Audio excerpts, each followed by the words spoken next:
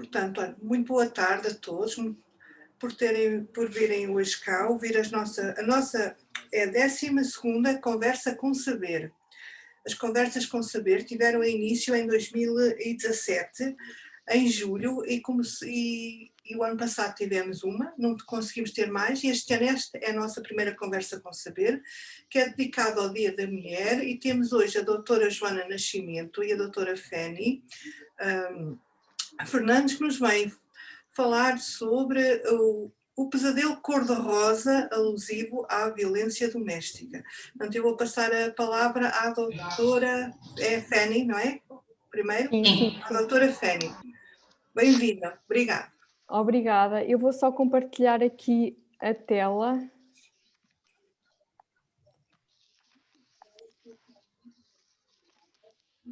Já está. Antes de mais, muito obrigada por este convite. Nós vamos aqui falar um bocadinho, já passei, aqui um bocadinho sobre o NAV de Baixo Mondego, o Núcleo de Atendimento a Vítimas de Violência Doméstica do Baixo Mondego, a qual nós trabalhamos. O NAV pertence à Associação Fernão Mendes Pinto, que é uma instituição, uma IPSS, e que mais tarde, ao longo do trabalho, se tornou também uma ONG. Portanto, através de algum trabalho na prevenção da igualdade de género e também de violência doméstica. Ao longo do tempo, a Associação Fernão Mendes Pinto acabou por se candidatar a alguns projetos financiados, da qual pertence o NAVD, como estrutura de atendimento. A estrutura de atendimento essa que pertence também à Rede Nacional de Apoio a Vítimas de Violência Doméstica. Relativamente à Figueira da Foz, ela também é parceira da REAVD, que é a Rede Interinstitucional de Apoio a Vítimas de Violência Doméstica.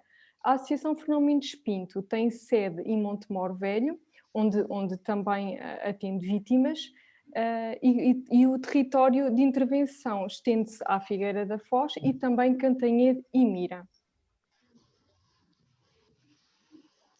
Portanto, depois desta breve introdução da minha colega sobre a equipa a que estamos afeta, portanto, ao Núcleo de Atendimento a Vítimas de Violência Doméstica, referir que nós somos uma equipa multidisciplinar.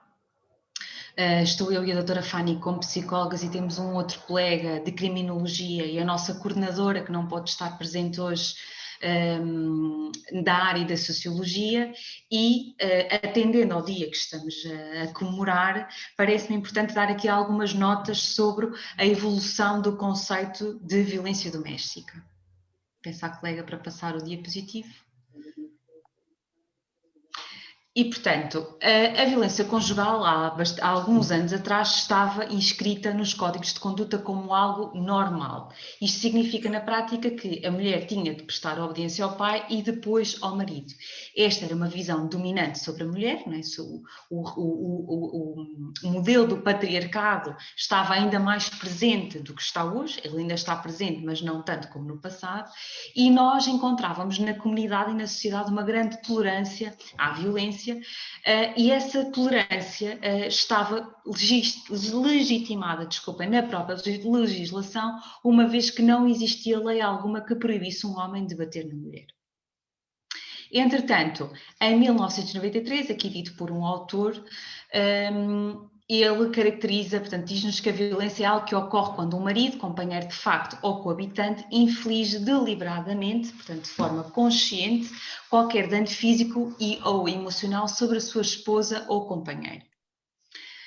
Atualmente, o conceito que está em vigor já integra a componente da violência sexual, que a colega Fanny vai descrever mais à frente, independentemente desta violência ocorrer na esfera pública ou na esfera privada.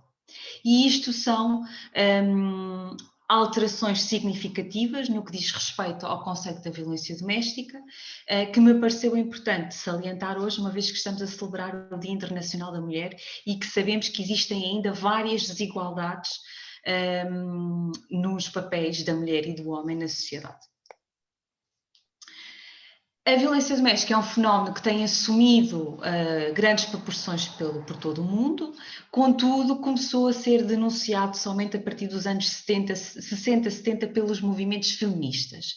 A legislação portuguesa, ao contrário se calhar do que a maioria das pessoas possa pensar, é internacionalmente apontada como uma das mais avançadas em matéria de direitos humanos e em particular dos direitos humanos das mulheres. Podemos com isto concluir que a preocupação dos grupos femininos e feministas encontraram então algum eco a nível político, e isto é dito aqui pelo autor Peça em 2010. Isto é uma pequena contextualização para aquilo que é a lei e o regime jurídico presente hoje. A violência doméstica é um crime público desde o ano 2000, portanto, se nós pensarmos que a violência doméstica está presente desde sempre nas nossas sociedades, a violência na família está presente desde sempre na nossa sociedade, percebemos que somente a partir de 2000 é que este crime começou a ganhar aqui alguma relevância pública.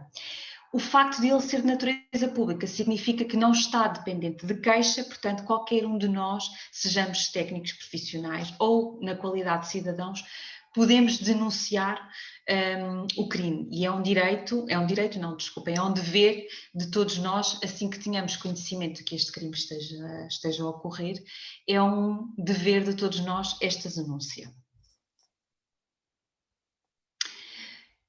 O crime de violência doméstica está plasmado no artigo 152 do Código Penal.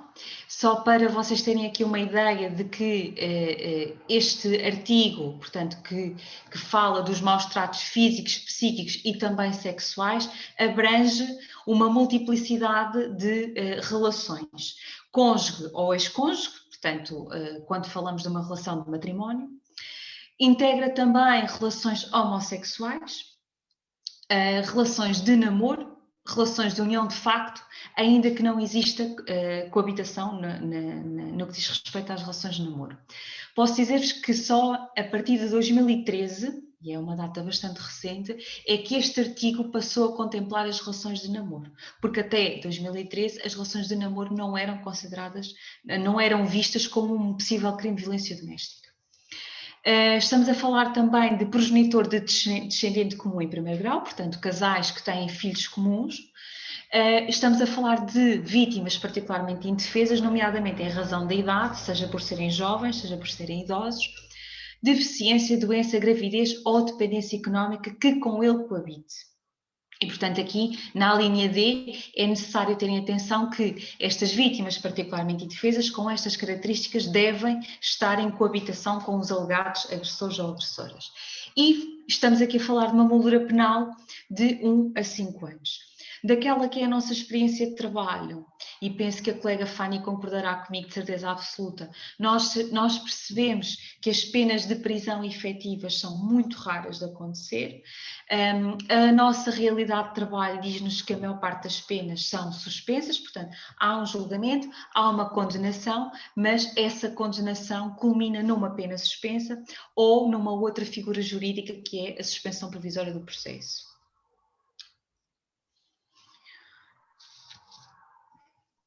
No que diz respeito à caracterização, às características das vítimas e dos agressores, trazemos aqui alguns dados do nosso contexto de trabalho, mas antes disso dizer-vos que qualquer pessoa, qualquer um de nós pode ser vítima de um crime, qualquer um de nós pode ser vítima de um crime de violência doméstica. As vítimas podem ter várias idades, podem ser femininas ou masculinas, raças, culturas, religião, educação, emprego ou estado civil. Estamos a falar de uma realidade que é transversal a todos os estratos socioeconómicos. Afeta mais mulheres que homens e os dados que apresentaremos de seguida vão ao encontro desta informação. Volto a frisar que não é por acaso que estamos hoje, no Dia Internacional da Mulher, a falar desta temática. Constitui uma violação grave dos direitos humanos e dar-vos um outro dado que se calhar é desconhecido da maioria. Portanto, a violência doméstica constitui uma das principais causas de morte no seio da família e a maior causa de morte e de ferimentos de mulheres em todo o mundo. E isto são dados reais sobre o fenómeno da violência doméstica e intrafamiliar. O NAV do Baixo Mondego, portanto, tem esta abrangência territorial. Desde o início do nosso projeto, dezembro de 2019, já acompanhámos 189 vítimas, maioritariamente do sexo feminino. Especificamente no território da Figueira da Foz, estamos a falar de 42 vítimas que estiveram ou ainda estão em acompanhamento, portanto 42 processos, também elas maioritariamente femininas, com idades entre os 36 e os 45 anos. Só aqui ressaltar que este projeto de que estamos a falar teve realmente início em dezembro de 2009, é um projeto financiado, como a colega Fanny já disse, mas o trabalho da Associação Fernão Mendes Pinto já é bastante longo no que diz respeito à intervenção com vítimas de violência doméstica. Portanto, é um trabalho que nós já desenvolvemos há vários anos. Temos vindo a alargar o nosso território de intervenção, em 2018 para o território de Cantanhede de Mira e agora, mais recentemente, Figueira da Foz. Mais alguns dados, portanto, a maior parte das nossas vítimas quase metade encontram-se empregadas, 16% têm aqui algum tipo de psicopatologia, principalmente quadros de depressão, ansiedade e em situações mais graves de violência de stress pós-traumático. Estes são alguns dos fatores a considerar no que diz respeito ao fenómeno da violência doméstica e às nossas vítimas. Quando nós temos a oportunidade de traçar a trajetória de desenvolvimento, e é um trabalho que nós tentamos fazer em acompanhamento psicológico com vítimas de violência doméstica, percebemos que estas vítimas, a grande maioria delas já foram expostas a contextos de violência nas famílias de origem, portanto, a violência é algo que já faz parte da vida delas desde muito cedo. Muitas delas evidenciam dependências ao nível físico, económico ou emocional destes agressores ou agressoras. Evidenciam carências socioculturais e económicas. Muitas vezes podemos estar aqui a falar também de comunidades pobres, de bairros sociais. Evidenciam baixo nível de educação, portanto, uma baixa escolaridade, que também dificulta o acesso portanto, a empregos mais bem pagos, o que depois também contribui para a dependência económica dos agressores. A própria violência contribui para esta dependência económica. Muitos agressores proíbem as vítimas de trabalhar, vão afastando estas vítimas progressivamente do mercado de trabalho. É uma estratégia dos agressores. Muitas delas estão isoladas das suas famílias e da sua rede de suporte social. Mais uma vez, são também estratégias dos agressores de violência doméstica. E, por fim, mas não menos importante, um comportamento ambivalente por parte das vítimas, o que dificulta muito a nossa intervenção, a intervenção da equipa técnica e do apoio psicológico. Isto porque muitas vezes as vítimas chegam-nos em estado de crise, em que querem efetivamente romper com as relações de violência, e depois de passar este período mais crítico, e a colega Fanny mais à frente vai falar do ciclo da violência, entramos num período de lua de mel e de apaziguamento da relação, e portanto estas vítimas tendem a recuar na sua vontade de romper com a relação violenta. O problema disto é que algumas entidades profissionais estão ainda pouco sensibilizados para este comportamento ambivalente, e nós, enquanto equipa técnica especializada no trabalho com vítimas de violência doméstica, tentamos sempre desconstruir este comportamento ambivalente, que é difícil de lidar, mas que ao fim e ao cabo faz parte do fenómeno da violência doméstica. E por isso é essencial continuar a prestar suporte, não fazer julgamento das decisões da vítima de violência doméstica, continuar a apoiá-la, porque muitas das vezes estamos a falar de um processo de ruptura que pode demorar um ano e meio ou mais tempo a acontecer. E esse também é o papel do psicólogo da estrutura de atendimento, é estar presente quando a vítima nos diz que não quer romper e progressivamente ir trabalhando com ela uma série de competências, as crenças que estão tão enraizadas que a Fanny também vai falar mais à frente, e vamos trabalhando progressivamente tudo isso para que consigamos romper com essas relações violentas. Às vezes conseguimos, outras vezes não conseguimos, mas continuaremos sempre a tentar, com toda a certeza. Características dos nossos agressores, portanto, maioritariamente são homens. Percebemos que há aqui um consumos de álcool, portanto, quase metade têm consumos de álcool. Podem não ser consumos de álcool diários, podem ser quadros de abuso de álcool ao fim de semana, quando estão em momentos mais sociais. O que percebemos é que estes consumos de álcool estão quase sempre ligados a precipitar um episódio violento. Existem também consumos de estupefacientes, distúrbios psiquiátricos, portanto também existe psicopatologia em 14% da nossa amostra. 17% possui armas legais ou ilegais e em 32% antecedentes criminais. Porquê é que é tão importante estas variáveis? Os consumos de álcool ou estupefacientes, distúrbios psiquiátricos, posse de arma ou antecedentes criminais, e podemos estar a falar de antecedentes criminais de violência doméstica ou de outro crime, como por exemplo conduzir sob efeito de álcool, pequenos furtos, são indicadores que nós, enquanto técnicos, temos que ter muita cautela quando eles estão presentes, porque indicam um perfil mais grave de violência, são fatores de risco que nós associamos a um risco extremo de homicídio, por exemplo. E, portanto, quando eles estão presentes, nós temos que ter aqui muita atenção na forma como trabalhamos estes processos. Também os agressores revelam, isto são dados de vários estudos de agressores de violência doméstica, mas também eles cresceram em contextos de violência. O fator desemprego é muito relevante e está muito presente em momentos de crise económica e social, como aquele que estamos a viver agora. Isto podemos olhar para isto também associado àquelas que são as crenças e ao modelo social dominante, ainda dominante, portanto, do homem como provedor de recursos.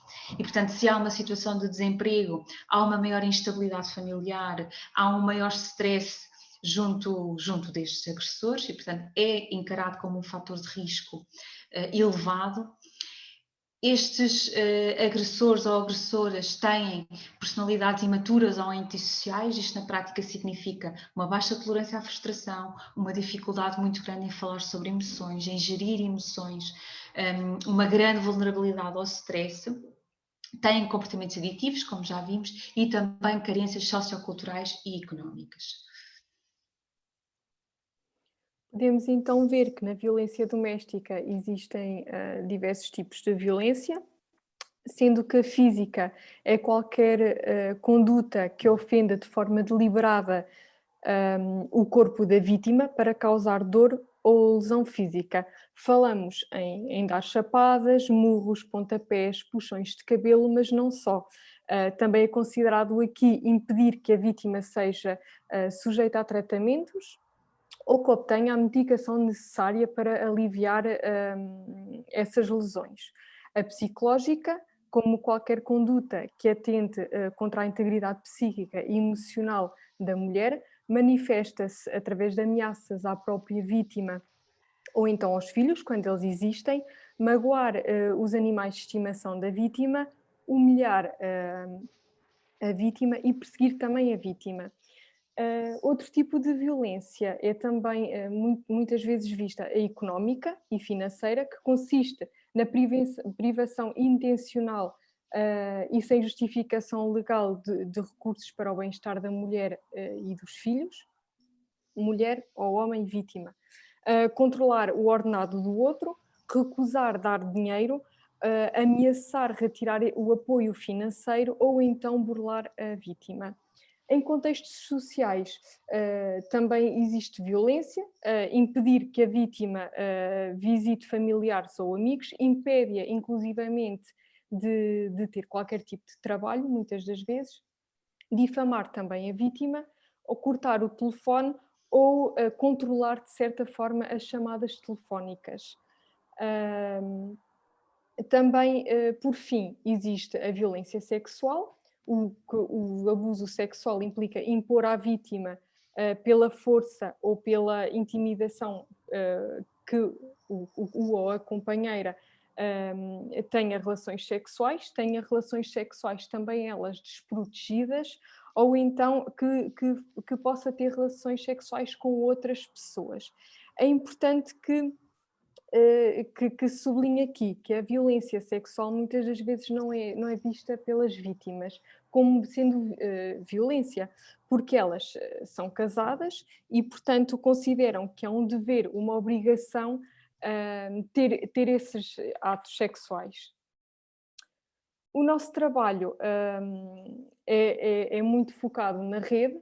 Nós, em Montemoro Velho e Cantanhede, temos um protocolo já assinado que ainda não temos na Figueira da Foz. Portanto, consiste em reuniões trimestrais com diversas entidades, como os órgãos de polícia criminal, Ministério Público, Saúde, Segurança Social, DGRSP e CPCJ. Nessas reuniões de trabalho de rede, nós acabamos por criar diferentes estratégias de intervenção adequadas a cada vítima. Na Figueira da Foz, nós temos as reuniões mensais através da RIAVD, em que temos diversas entidades, como a Cruz Vermelha, a Goldes Carvalho, Centro de Saúde, Ministério Público, Centro Social Cova Gala, Segurança Social e CPCJ. Como disse a minha colega, existe um ciclo na violência doméstica que passa pelo aumento da tensão, ao ataque violento e à lua de mel. Falamos que, claro que aqui na fase do aumento da tensão, em todas as relações íntimas ocorrem episódios de tensão ou de conflito, mas numa relação não violenta, o processo de escalada, digamos assim, de tensão é interrompido por algumas estratégias de negociação. Neste caso da violência, as tensões de cotidiano são acumuladas, e que não se sabem resolver sem o recurso à violência e têm sempre a tendência em culpabilizar a pessoa vítima por tais tensões. Sob qualquer pretexto, o agressor tende a expulsar essas tensões na fase já do ataque violento, que é o ataque a violência propriamente dita. O agressor ou a agressora maltrata física e psicologicamente a vítima. Este ataque varia de intensidade, podendo deixar a vítima gravemente e permanentemente lesionada.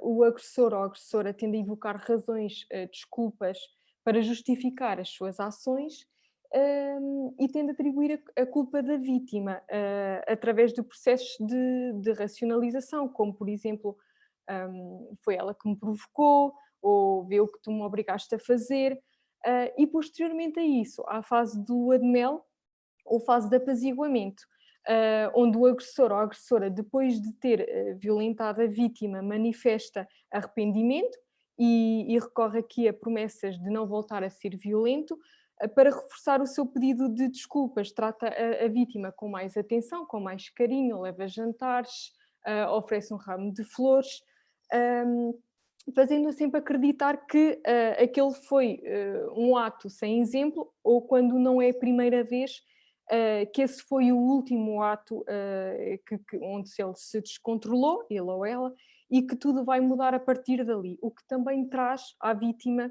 uma certa esperança, não é? A lua de mel, e é importante referir aqui que a lua de mel acaba por desaparecer ao longo do tempo e o espaço entre a fase da tensão e o ataque violento tende a diminuir também.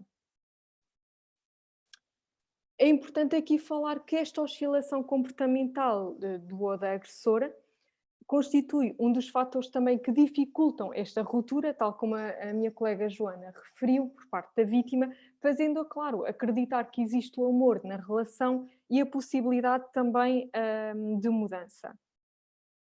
Desta forma, existem diferentes consequências de vitimação, elas são variadíssimas, apresentam-se durante o crime, através do pânico, impressão de estar a viver num pesadelo, por exemplo, impressão de que o próprio agressor ou a agressora tem uma raiva pessoal contra si, imediatamente após o crime, com a desorientação, a apatia ou mesmo a própria negação, e nos dias seguintes também a dúvida quanto à normalidade das suas reações de ambivalência emocional ou mudanças bruscas de humor, tal como também já foi dito anteriormente. As consequências da vitimação podem ser muito diversificadas, podem ser elas físicas, psicológicas ou sociais, como referi anteriormente, e elas podem, as consequências e as reações a um ato de vitimação podem assim ser experienciadas não só pela vítima, mas também pelos familiares ou pelas testemunhas do crime. Muitas das vezes os filhos que acabam por, muitas das vezes, observarem este tipo de violência. Algumas das consequências traumáticas mais comuns são distúrbios de ansiedade, por exemplo, hipervigilância, medos, fobias ou até ataques de pânico. Sentimentos de medo, vergonha ou culpa, o que também acaba por levar a que a vítima não apresente queixa, níveis reduzidos de autoestima ou um autoconceito negativo, vulnerabilidade ou dependência emocional, passividade, o desânimo aprendido, isolamento social ou evitamento, comportamentos depressivos que, por vezes, com tentativas de suicídio ou mesmo suicídio consumado. As consequências dependem sempre do tipo ou duração da vitimação, do grau do relacionamento com a pessoa agressora, a idade da vítima, os níveis de desenvolvimento, personalidade ou nível de violência ou ameaças também sofridas.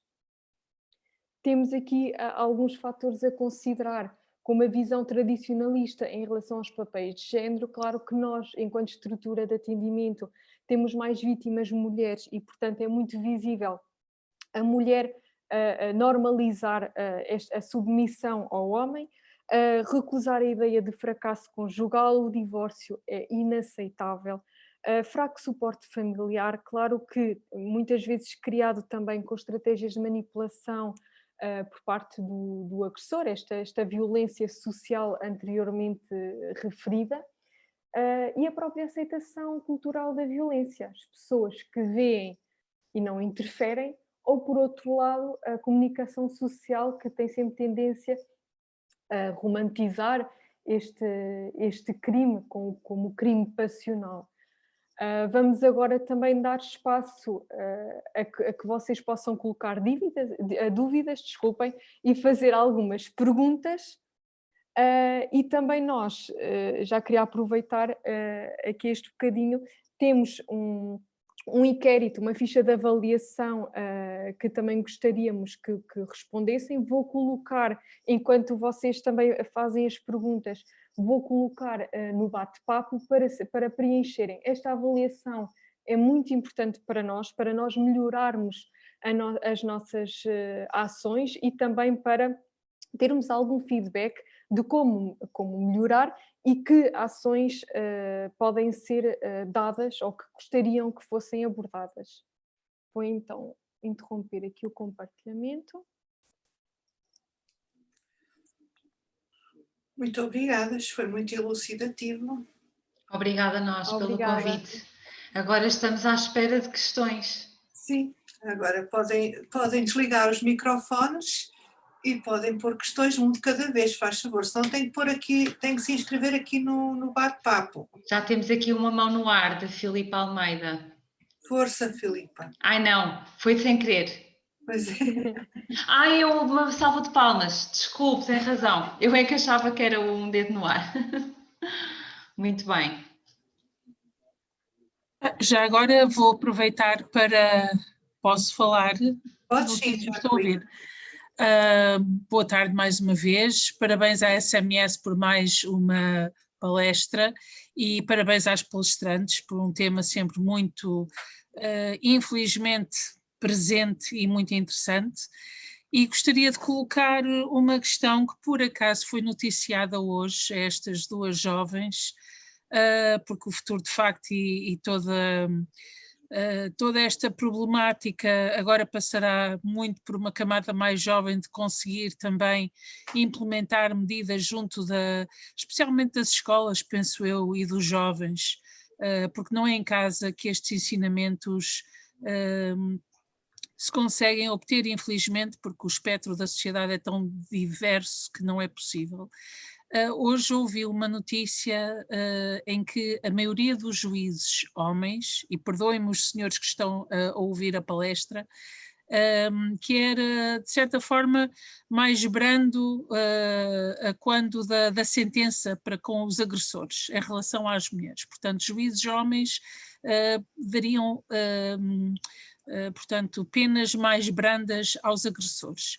E gostaria de ouvir a opinião das doutoras Joana ou Fanny sobre este assunto. Muito obrigada. Aquilo que eu posso dizer sobre isso é um bocadinho aquilo que a Fanny estava a dizer, que tem muito que ver com aquelas que são as nossas crenças e os papéis e estereótipos de género.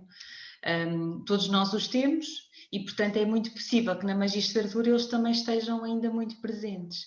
É como disse há pouco, daquela que é a nossa experiência de trabalho, nós percebemos que as penas são quase todas elas suspensas. Quem decide, eu não consigo dizer se é um juiz, portanto, se é um homem, se é uma mulher, mas que efetivamente, daquilo que é a nossa experiência de trabalho, estas penas culminam quase sempre em penas suspensas. E estas crenças estão presentes em todos nós, estes estereótipos, estes papéis de género. Portanto, acredito que sim, que aquilo que está no estudo seja verdade. Muito obrigada. Eu concordo com a Joana. No entanto, eu considero que, isto é a nível pessoal também, as penas suspensas para mim são sempre uma pequena vitória, porque significa que elas também não são arquivadas. E que, no fundo, depois levam a que a própria pessoa agressora também tenha que cumprir com algumas medidas de injunção impostas. Portanto, seja o tratamento ao álcool, seja outro tipo de medidas.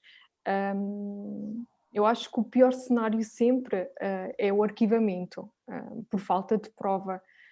Quando falamos em violência psicológica, às vezes é visto, portanto, como é psicológico, não se vê, não é palpável, não há medicina legal. Agora, eu considero sempre que não sendo arquivado é sempre uma pequena vitória. Olhamos sempre o lado positivo. Obrigada.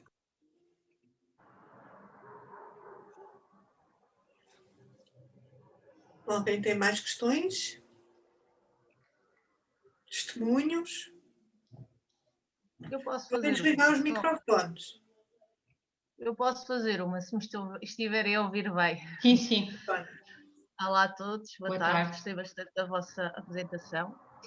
É assim, eu vivo numa realidade do interior e vim parar ao litoral e vi também um bocadinho a realidade de mentalidades que existem tanto no interior como no litoral.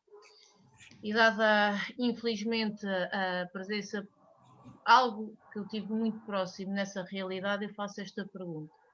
Será que a questão da ditadura, enquanto regime que impôs uma certa força ao homem e menosprezou a mulher, não está incutido ainda nas mentalidades de hoje em dia?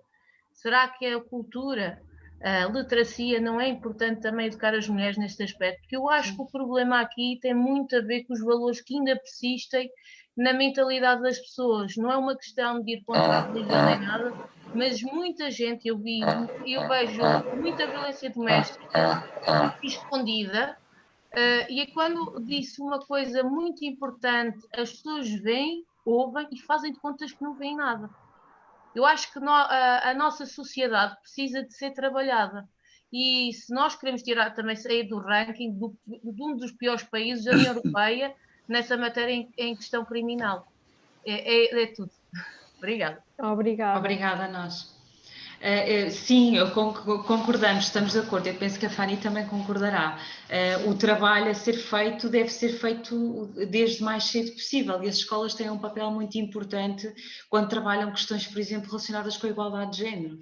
E é no pré-escolar que nós começamos a trabalhar estas questões. Não quer dizer que não as trabalhemos mais tarde, mas sem dúvida alguma a escola tem um papel fundamental nos primeiros anos de desenvolvimento da criança. Se nós pensarmos numa lógica de igualdade, por exemplo, de brinquedos,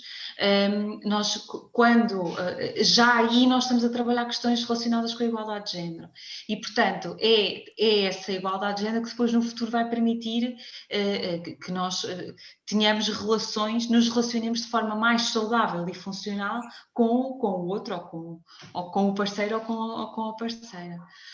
E, claro, vivemos num contexto ainda cultural, histórico, que também parece que ainda temos aqui uma série de valores que vêm ainda daquilo que o nosso país atravessou, que não foi assim há tanto tempo quanto isso, né?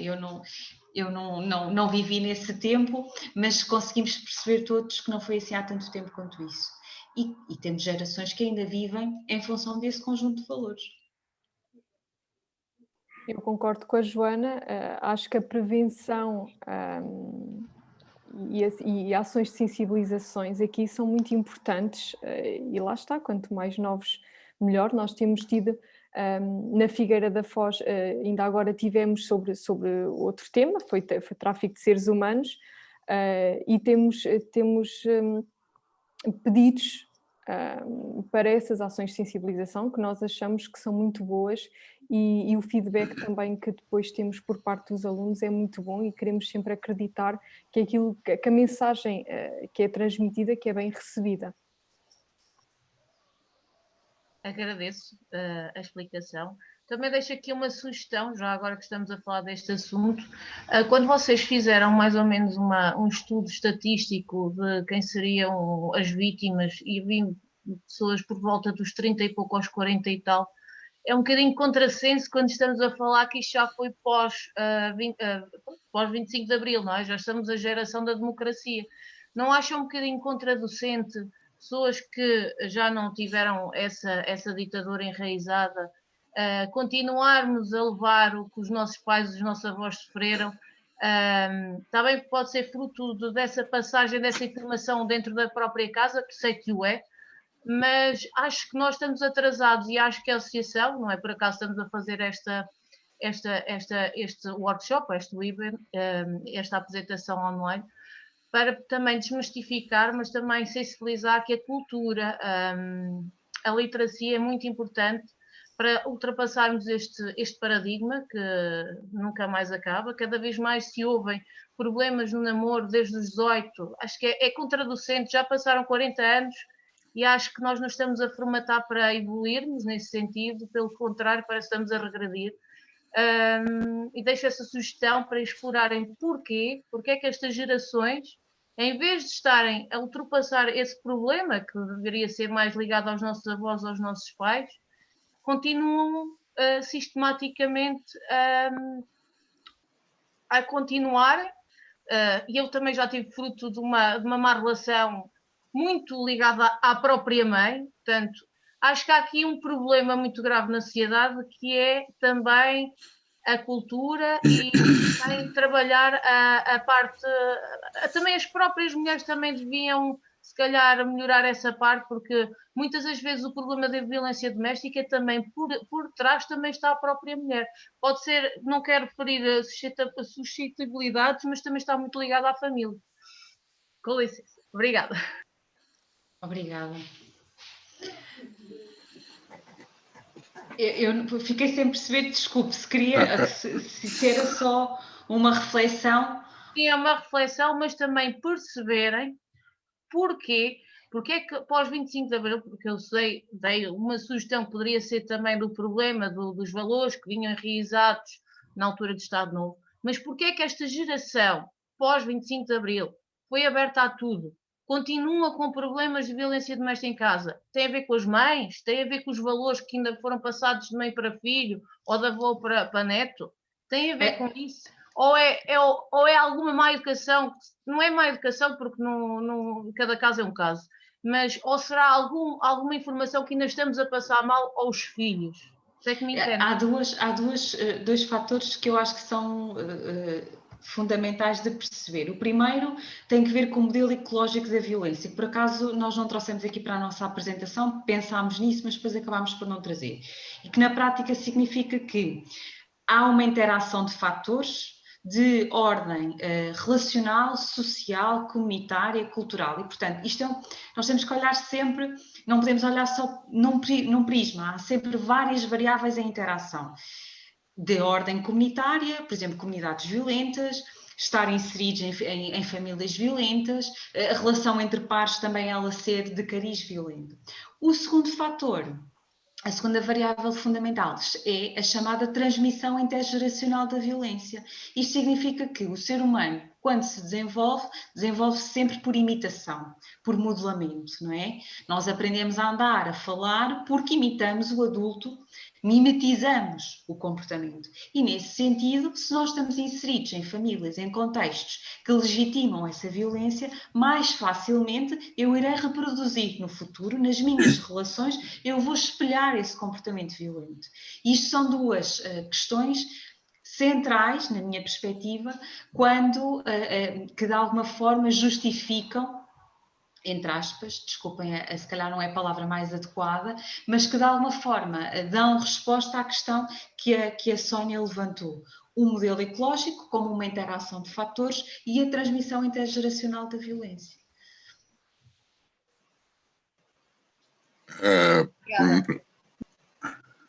Posso também, não sei se estão a ouvir. Sim, claro. Sim? Sim? Ok, eu fiquei surpreendido pelo número de antecedentes criminais. Não imaginava que fosse tanta gente que tivesse antecedentes criminais como agressores, não é? Isso de alguma maneira pode estar...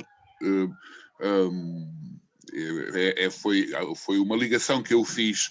Pode estar ligado à noção de realização pessoal, à noção de ser-se agressor.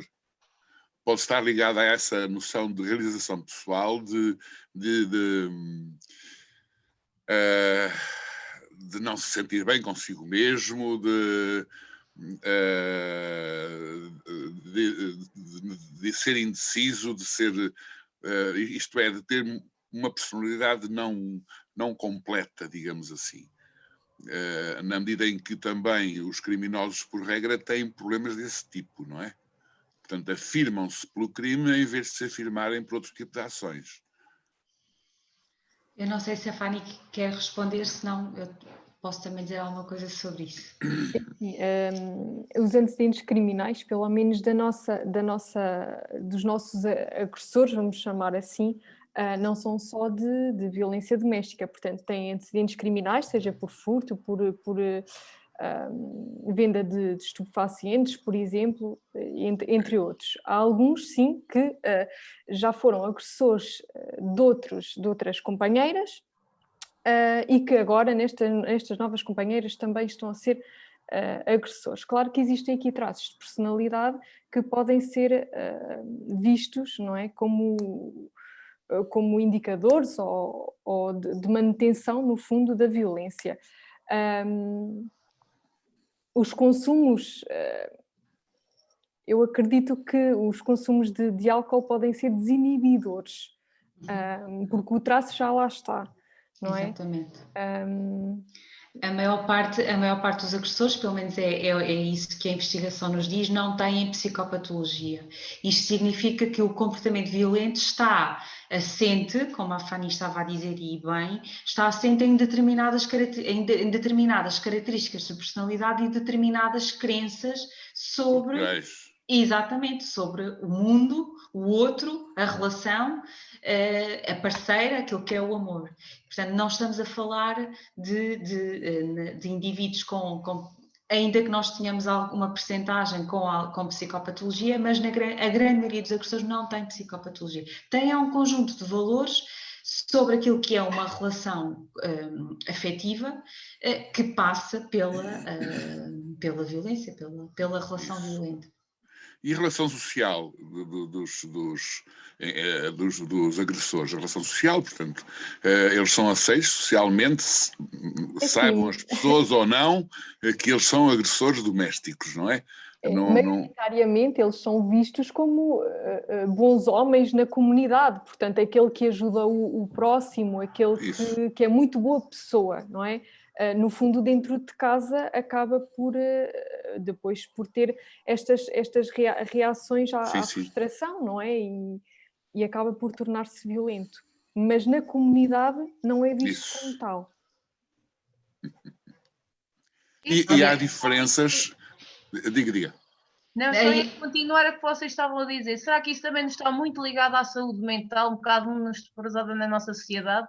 Também é uma pergunta.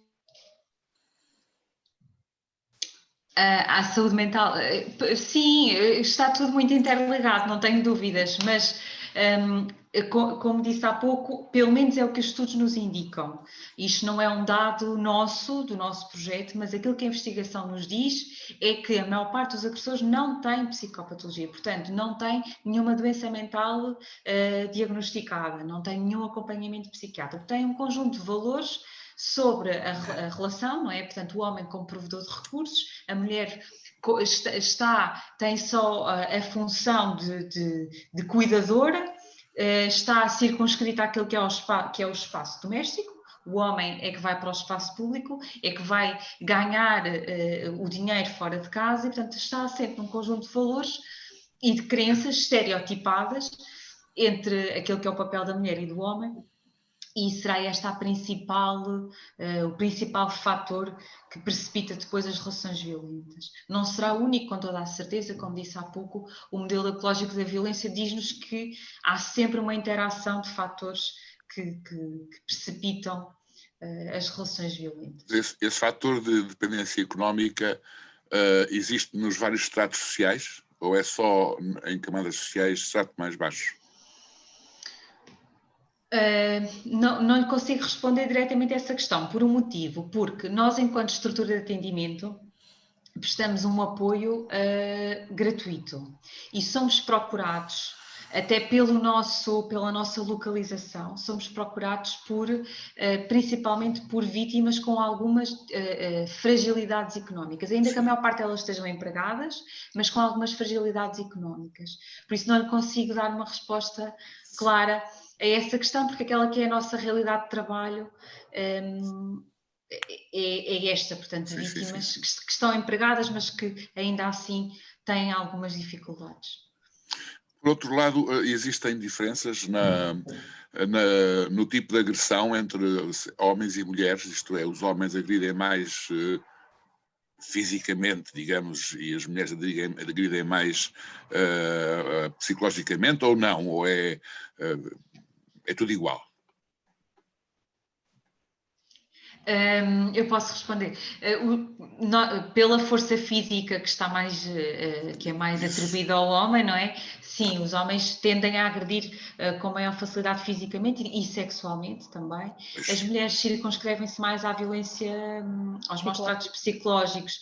Às vezes utilizam os filhos menores de idade também como uma forma, de uma forma instrumentalizada, mas respondendo diretamente, portanto, os homens utilizam mais a violência física e as mulheres a violência psicológica.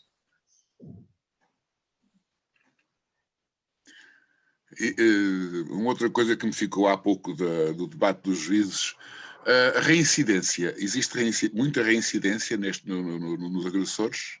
E se ela existe reincidência, o que é que os juízes fazem quando o agressor reincide?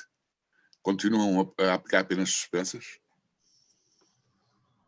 Não lhe sei responder, porque é o seguinte, nós normalmente trabalhamos só com vítimas, nós não conhecemos os agressores, aquilo que conhecemos deles aquilo, são os relatos das nossas vítimas, é aquilo que as nossas vítimas nos trazem para os acompanhamentos.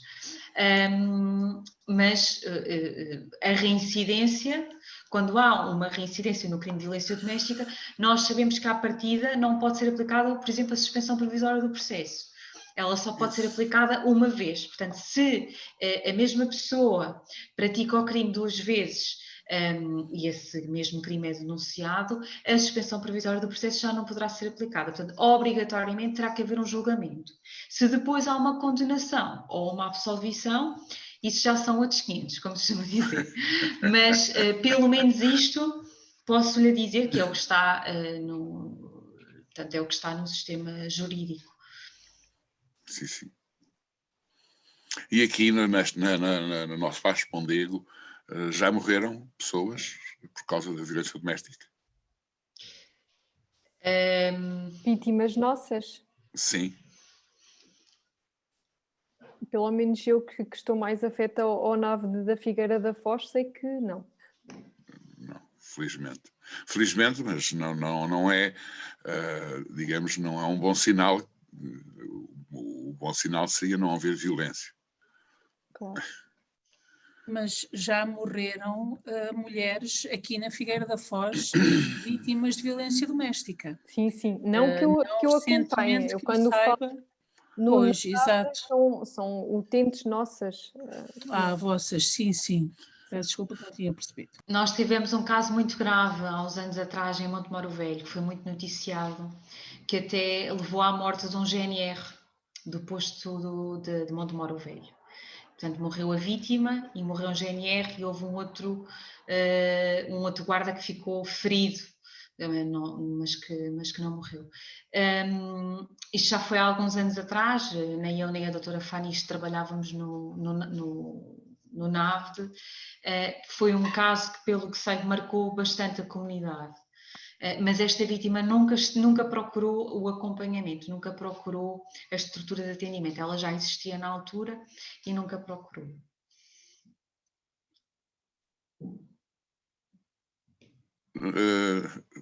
Eu não quero monopolizar, mas se ninguém tiver outras questões, a vossa ação junto das escolas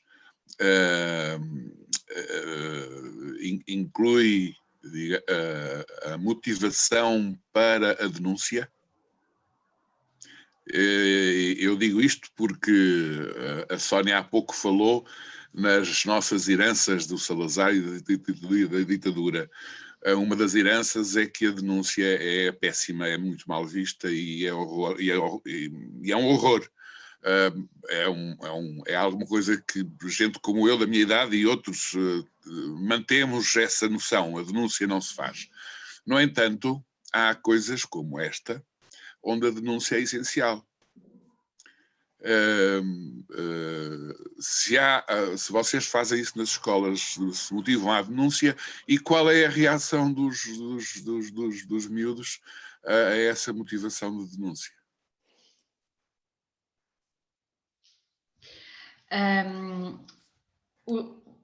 Nós normalmente, quando trabalhamos com menores de idade e falamos da denúncia, e isso é falado, fazemos sempre um breve enquadramento legal, falamos sempre na lógica de procurar um adulto de confiança, seja o professor, seja o psicólogo da escola, seja alguém, um outro familiar ou um adulto da esfera privada deste jovem.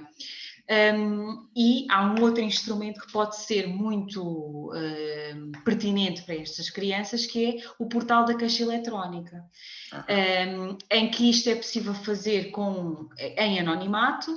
É uma forma de fazer muito acessível para os jovens, porque é através da internet que é feito, e portanto, no geral, não diria que há uma má recepção quando se fala de denúncia. Se calhar não há uma consciência muito clara daquilo que é violência ou do que é que não é violência. E os estudos sobre a violência no namoro, que todos os anos são feitos, até pela data do dia 14 de fevereiro, não é? Pelo Dia dos Namorados, indicam que há cada vez uma maior legitimidade por parte dos jovens, sejam eles rapazes ou raparigas, dos comportamentos violentos. E, portanto, isto mostra-nos que nem sempre há uma consciência clara de que um empurrão, um beliscão, uma cena de um controlar o telemóvel, etc., nem sempre estes jovens têm a consciência de que estamos a falar de comportamentos violentos.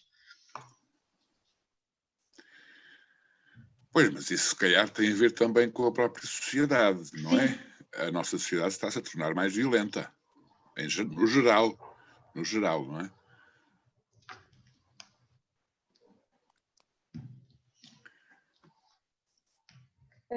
Não sei se o rei já acabou. Só um segundo. Nós temos aqui um participante que quer falar. Eu não sei se ele consegue ouvir. Se ele consegue falar. O Fernandes consegue falar?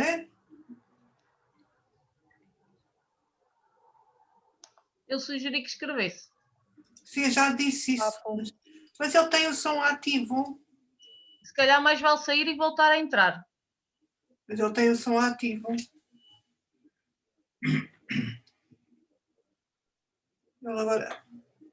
Ele agora está ali. Eu vou. Ele não está. Ele está ligado. O som. Escreva a pergunta e eu depois faço. Podes seguir, Sónia. A minha última pergunta também já nesta.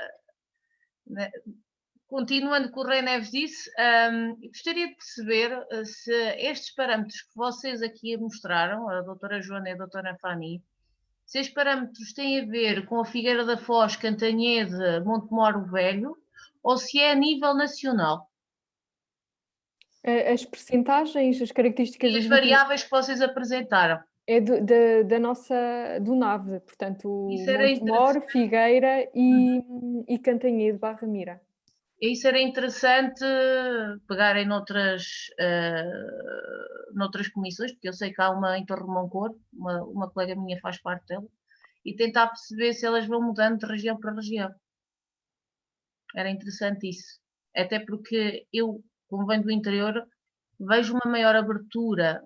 Também a forma de ser aqui na Figueira é um bocadinho diferente. Há mais informação, as pessoas estão mais informadas. No interior isso não acontece. Há uma violência silenciosa. E eu já fui vítima também nesse aspecto. Isso é aquilo que eu estou a dizer. Há uma falta de informação muito grande no interior. E era interessante vocês também fazerem essa pesquisa e ver o que é que tende. Se é que me entendem, não sei explicar melhor. É uma sugestão que vos deixo. A Comissão para a Igualdade e Cidadania, a CIG, tem vindo a recolher bastantes dados no último ano e penso que mais dia menos dia irá publicar esses dados. Esta recolha estatística que nós fizemos tem que ver com também fazemos aqui um balanço daquilo que é o nosso projeto, percebermos quem são todas estas vítimas que nós acompanhamos e agressores, mas acredito que mais dia menos dia sairá estudos nacionais que estão a ser preparados pela CIG. Obrigada. Obrigada, eu.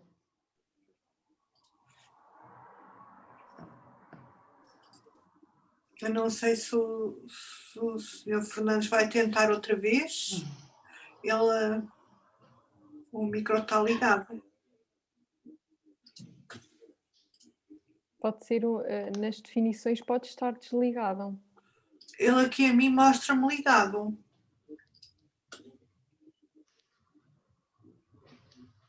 Ele já o ligou, que eu vi. Se calhar não. Mais questões, entretanto? Pode, nas definições do som, ter o microfone com o volume muito baixo, por exemplo. Ele ouve-nos bem. Pois ouve, mas o volume do microfone e o volume de altifalante. E é o volume do microfone que tem que subir. Pode tentar subir o seu volume.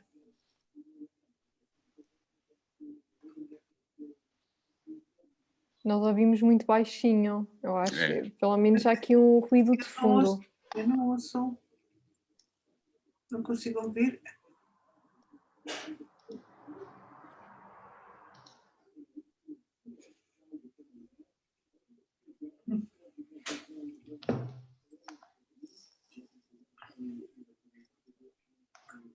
Se calhar o melhor seria escrever a pergunta no bate-papo.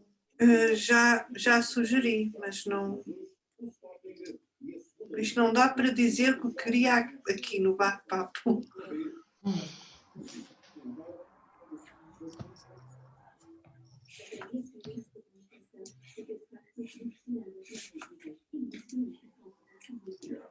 Mais impressões?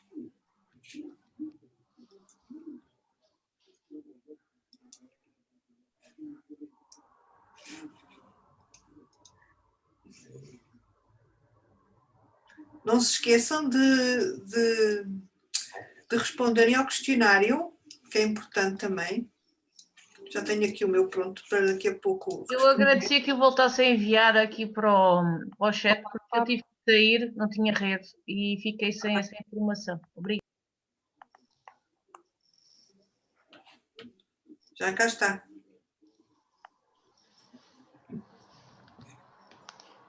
Obrigada. Então, se já não há mais questões, agradeço muito terem participado, a todos, e até uma próxima conversa com saber. Havemos de voltar a tentar falar noutro tema, assim, nem que seja assim, pelo menos foi a primeira vez que fizemos assim.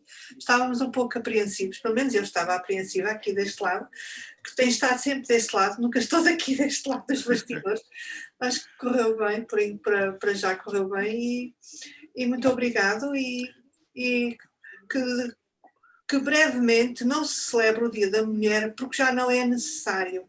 Para mim é um dia que eu acho um pouco triste, porque ainda é necessário celebrarmos o Dia da Mulher, chamar a atenção para as desigualdades, para estas questões, não só da violência doméstica, mas das diferenças salariais, das diferenças de igualdade, de tudo. Portanto, o resto de um bom dia do Dia Mundial da Mulher, e muito obrigada a todos. Obrigada a nós. Antes de terminarmos, se a Fernão Mendes Pinto fizer mais atividades deste tipo, se calhar convinha que nos comunicassem, por favor, porque somos capazes de estar interessados em participar. Sim, agora já nos entendemos com a tecnologia. Isso. Nós temos sempre várias ações comunitárias e por isso estaremos atentos a próxima vez que desenvolvermos uma. Vamos dirigir o convite a vocês. Ok, muito obrigado. Obrigada a nós. Obrigada. Então. Obrigada. Boa tarde. Obrigada pela vossa, Boa tarde. pela vossa disponibilidade.